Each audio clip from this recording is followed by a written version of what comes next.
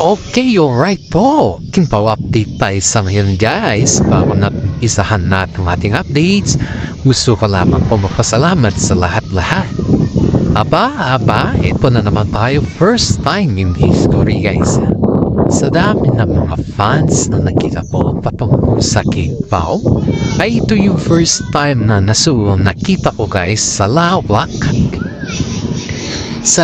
na mga or sa dami ng mga boating sa kalawakan ba guys ay yung bang first time kong nakita na sa sobra siguro na fanta natin ito kay Kim Chiu ay pinangalan niya talaga yung boat niya, yung bangka niya kay Kim Chiu guys. Kaya sobrang saya naman ni Kim Chiu nung nalaman ito na ang daming nagmamahal sa kanya. Ito pa guys, kitang-kita naman natin na yung si Kim Chiu po ay napaka-angas niya at saka napakagaling niyang artista. Kaya wala naman tayong masasabi sa kanya kundi bilib na bilib tayo sa kanya guys. Ito pa guys, may nag-post na naman po na isa sa mga hindi fans ng Kimpaw. Sabi niya dito guys, basahin ko na lang po guys, pero wag na lang po natin ipakita yung kanyang post kasi baka sabihin niya na ini-stop natin siya. Ito post niya po guys, nakakasawa na po ang Kimpaw, pinipilit na maging tambalan sila kahit ang dami pa naman na mga batang pwede itambal sa kanila ay pinipilit nilang maging sikat. At sa ngayon na naman ay may mga project na naman ba sila? Ano ba yan?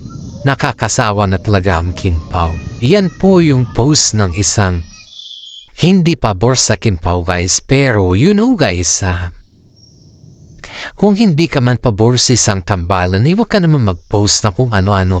Yun nga, alam naman natin ang pagpapost is isang free opinion. Free po magkaroon ng opinion, di ba? Pero siyempre kahit naman free yan guys, huwag naman nating siraan yung mga iba. At saka alam nyo, kapag ang management naman nakikita na sobrang sikat ang dalawa, ibig sabihin yan, yung tambalan na yun ay natre-trending at saka ang daming humahanga sa kanila. Yan ay ibig sabihin yan na pag ganun yung isang tambalan na ang daming humahanga, may mga project naman talaga yan. Binabalanse naman po ng mga management kung sino yung mga tambalan na sobrang sikat at nagbabiral at kung sino yung mga tambalan na walang mga fans. Kaya yung mga tambalan po na sikat sa ngayon na trending, iyan po yung maraming project at gagawan pa ng mga project. Kagaya po kila Kim Chiu at saka si Paulo Avellino. You know guys, si Paulo po ay binabas sa ngayon dahil ayaw daw muna niya makipag running in tandem sa biking. Ewan ko kung bakit ano nangyari, pero sabi ng mga karamihan ay medyo daw nagkaroon ng sakit dito sa paa ni Paulo, nagka-cramps daw. Kaya medyo iniwasan na daw niya muna yung mag-anyaya na mag-biking sila. Mas pabor daw muna siya sa mga walking at hindi muna sa mga running or biking kasi yung isang paa niya, kasi yung left na paa niya guys is parang namamaga ata. At siyempre alam naman din natin na sakitin si Paulo kitang-kita mo naman sa kanya itsura na sakitin talaga siya. Ang dami mga netizen po ang nagtatanong kung bakit umiiwas daw si Paulo sa ganon. Pero ang sagot naman ng mga netizen guys at ang sagot naman ng part ni Paulo Avellino ay talagang masakit yung paa ni Paulo. Hindi po siya umiiwas sa mga barkada niya or sa mga fans niya na nakikita siya dyan na nagpipicture sa kanya. Hindi po ganun guys, kundi talagang sumasakit yung paa niya kasi namamaga po yung paa ni Paulo saka nagka-cramps talaga guys. Dito pa guys, ito pa, ang dami nangungutya sa Kimpaw sa ngayon. Bakit daw? Sa dami daw ng mga pwedeng itambal kay Kim Chiu ay bakit si Paulo daw na medyo there's something. Parang hindi daw proud si Paulo kay Kim Chiu guys. Parang makikita daw ito sa kanyang mga reaction or something sa mga body gesture daw ni Paulo na hindi daw siya proud kay Kim Chiu na maging partner. Parang inaangat lang daw siya ni Kim Chiu sa mga lahat ng mga interviews and in the show in sa mga stage ayon sa kanila guys. Pero in fairness guys, nagsalita na po yung management nila dito na si Kim Chiu po ay mas pinili niya na si Paolo Avellino yung kanyang magiging leading man sa lahat ng kanyang mga shows. Kasi nga po, alam niya na yung ugali ni Paolo Avellino simulat sa full. At hindi lang po yan guys, alam niya na kung paano magtrabaho si Paolo Avellino sa mga movies nila na ginawa at saka yung mga pinakita nila na mga experiences ni Kim Chiu kay Paolo ay damang-dama daw ni Kim Chiu si Paolo sa lahat ng bagay. Kaya mas pinili po niya si Paolo Avellino na maging leading man dahil mas pabor ito sa kagalingan ni Paolo Avellino. At hindi lang yan guys, pati yung mga fans ni Paolo Avellino guys ay nakitaan talaga si Paolo na mahusay siyang gumanap sa kanyang karakter. Hindi lang mahusay kundi alam niya at higit sa lahat pa guys ay yung bang ginogowing straight niya yung kanyang character para maramdaman ng kanyang mga fans na yung kanyang character ay talagang siya yung hindi yung sa script lamang siya nakatuon or something na sabi ng director. Hindi po guys kasi si Paolo Avellino naman guys is kabisado na showbiz. We don't judge him because hindi naman natin alam kung gaano or sama nagsimula si Paolo Avellino. Pero sana naman po ay tignan natin yung mga resulta, yung mga kanilang mga project or yung kanilang mga movie para sa ganun is makapag-comment po tayo ng ayos.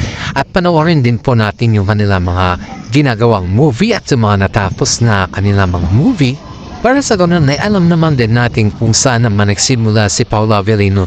Diyan natin po ma-identify na yung galawan ni Paolo. Kaya siguro naman sa atin dito guys ay huwag tayong padalos-dalos ng mga comment. Diba? Mahirap naman po yung ganun. And besides guys, ito pa. May isang management po na nagtatanong kung okay lang ba daw kay Paolo Avellino na medyo may padrama at saka may mga kumbaga is malajakitan daw na moves, ganun. Tinanong ng isang management kay Paolo Avellino kung okay lang daw yun sa mga script na or sa gagawin nilang second na pelikula. And then ang sagot naman ni Paolo po guys ay okay lang as long as na magagampanan niya yung bilang isang role niya dun sa bagong project nila. At gano'n naman din po si Kim Chiu guys ay mas pabor sa kanilang dalawa yung kanilang gawin na bagong project dahil nakikita naman talaga natin na kayang-kaya nila. Kaya nga po guys, ang daming humahanga sa kanila dahil ginagampanan talaga nila yung katotohanan nila, yung totoo at yung ano talaga yung role nila dito sa bago nilang project. Aba, may sumingit na naman dito guys. Narinig lang na may bagong gagawing project or may bagong ninulutong project ang Kim Pao sa loob ng showbiz. May rumes back na naman dito guys ng bagong actor na parang parang kumbaga is pushing bashing yung kanyang term ba. Pushing bashing dahil parang sinisiraan niya si Paolo Avellino na kesa daw si Paolo ay hindi marunong sa mga Jackie-chan moves or something na namimili ng mga project or namimili ng mga roles or namimili ng kinakaibigan. And then masyado daw may hinin si Paolo compared daw kay Kim Chiu. Kumbaga si Paolo daw yung babae, hindi daw si Kim Chiu. Pero ang tinitignan mo yung mga terms and mga salita niya kasi guys is yung sa part ni Paolo Avellino dito is nadadown siya Mismong itong actor na to sinabi sa management na ni-request na hanggat maaari daw is itry daw din daw siya kay Kim Chiu na maging leading man niya. Baka sakali daw magustuhan ng mga fans at maging maganda yung chemistry nila guys. Sabi naman ng sa management guys na kung saan po ay tinanong talaga ito ng bagong actor kay sa kanila Ay ang sagot naman po nila ay depende na daw yan kay Kim Chiu kung gusto niya or hindi. Kasi kung sila naman daw guys ay pwede naman daw itambal yung young actor sa iba na kung saan ay yung may young actress din na pwede siyang itambal dun. Pero pagdating naman kay Kim Chiu guys, iniintay pa po nila yung sasabihin ni Kim Chiu dito or yung comment ni Kim Chiu dahil parang hindi pa ata alam ni Kim Chiu mga ganitong na bagay. Dahil lang alam niya talaga guys ay may isang young actor na nag-request pero hindi pa niya ito kilala. Saka hindi lang po yan guys ay pagbago kasi kay Kim Chiu guys, hindi naman sa maarte si Kim Chiu sa kanya mga magiging leading man ba. Pero yung gusto niya naman is yung may experience niya. Yung may experience talaga. Hindi yung tuturuan mo pa siya or kung ano yung kailangan niyang gawin. At syempre, nakakatagal kasi yun sa movie ba. Kaya, medyo hintayin ang sabi ng yung actor sa kanya na hintayin din daw kung ano yung magiging comment ni Kim Chiu dito. Pero kung ano man daw yung magiging comment ni Kim Chiu dito ay kung maganda or pangit daw ay irerespetuhin daw niya po. Kaya tayo dito guys ay medyo hindi man ako pabor dito sa young actor na to kasi masyadong ambisyoso. Pero tingnan lang din natin kung saan yung kanyang hangganan. Aba, ito naman tayo guys. Si Kim Chiu po ay nag-update ng kanyang Instagram na nasa beach po siya. Alam naman din natin kung nasaan beach yan kasi pag tinasabi kasi natin yung pangalan ng beach, ang sabi po sa atin na bilang isang content creator or vlogger ay ni-endorse po natin yung beach na yun. Pero abaw na lang po natin sabihin kung anong pangalan niya para hindi na naman po tayo mabahas. Ito guys, nasa beach sila, nag-stop ako dun sa Instagram ni Kim Chiu. Kitang-kita ko yung nakahiga si Kim Chiu sa buhangin. Napaka-refreshing po ni Kim Chiu, tignan din guys. Parang ramdam na ramdam mo yung kaginhawaan habang nasa beach po siya. Of course guys, kasama niya naman po si Paolo Avellino that time kasi magkasama sila together with their families at nag-enjoy na kanilang holiday. Pagpala guys, pag magkasama yung si Paolo Avellino at saka si Kim Chiu sa beach guys, sobrang kulit pala nila. Ayun din dito sa ating mga kasama, ay siyempre kaibigan na din sa showbiz. Sabi daw ni Kim Chiu, may mga video na naman dyan mamaya. Sabi daw na. Tapos may bibigay kay vlogger. Paborito pa naman ako ni vlogger. Yun daw yung sagot ni Kim Chiu sa mga kanilang mga kaibigan guys. Pero totoo, may video talaga. Sinyan talaga sa atin guys. Diyan po natin makikita na yung kagandahan. Yung tiwala ni Kim Chiu sa atin bilang isang vlogger at yung tiwala din niya sa mga kanyang mga kasama. Nasarap po sa pakiramdam guys na yung kasama mo sa bahay at sa kasama mo bilang isang kaibigan, kung ikaw ay very trusted ay talagang hindi kayang bibitawan. Kasi alam naman din natin na yung pagbibitaw kasi sa mga kaibigan ay iyan yung may mga ginagawang kasalanan o mabalaghan sa kanila. Kaya itong si Kim Chiu guys ay tuwang-tuwa nung sinabi sa kanya na trinex na nila yung kanya mga videos at dun sa pagkuha sa kanya sa Sand Beach ba. Ang ganda kasi guys, nakahiga kasi si Kim Chiu dun na halos litaw yung kaseksihan niya, kagandaan niya, sa kahigit sa lahat, ang ganda talaga ng hugis ng mukha. Pero syempre guys, hindi naman nagpapatalo si Paolo Avellino. Nandun naman siya pero hindi niya kasi finex yung kanyang videos kasi alam naman din natin na nahihiya si Paolo Avellino, masyadong mahihiyain sa lahat. At tingnan mo naman yung kanyang style ba na sobrang mahihiyain. Tingnan mo naman yung kanyang ginagawa, sa sobrang mahihiyain ni Paolo Avellino. Halos yung mga pictures niya or yung mga videos niya, hindi niya na pinapakita. Ewan ko kay Paolo kasi hindi kasi siya proud sa kanyang sarili. Joke lang. Gwapo naman si Paolo Avellino. Talagang masyadong mahihain lang talaga. Hayaan na natin kung masyadong mahihain si Paolo Avellino. Bisa ang importante ay swak na swak sila ni Kim Chiu. Diba yan naman importante sa atin lahat dito guys. Yung sobrang swak na swak sila ni Kim Chiu sa lahat ng bagay. At hindi lang po yan guys, proud na proud naman din po kami kay Paolo Avellino kahit anong sabihin nila, Kahit sabihin pa nila na nagtatago si Paolo Avellino kay Kim Chiu, tinatago niya yung kanyang ugali pa para lang pagtakpan ni Kim Chiu. Kahit ano pang sabihin nila na ganyan ng mga boobs guys ay wala na yan sa mga fans kasi alam naman natin sa mga fans natin dito ay talagang love na love ang Kim Pao ha. Love na love ang Kim Pao. Ito na naman guys. Ito na naman, bagong update na naman natin sa mga kasama natin na love ang mga senior citizen. Yung mami ni Paolo Avellino guys, sobrang kulit din pala sa beach. Aba, gusto daw ni Kim Chiu na bigyan ng swimsuit kaso lang sabi daw niya, hindi na daw siya nababagay na gumamit ng swimsuit kasi matanda na daw siya. Nahihiya pa talaga siya guys, nahihiya.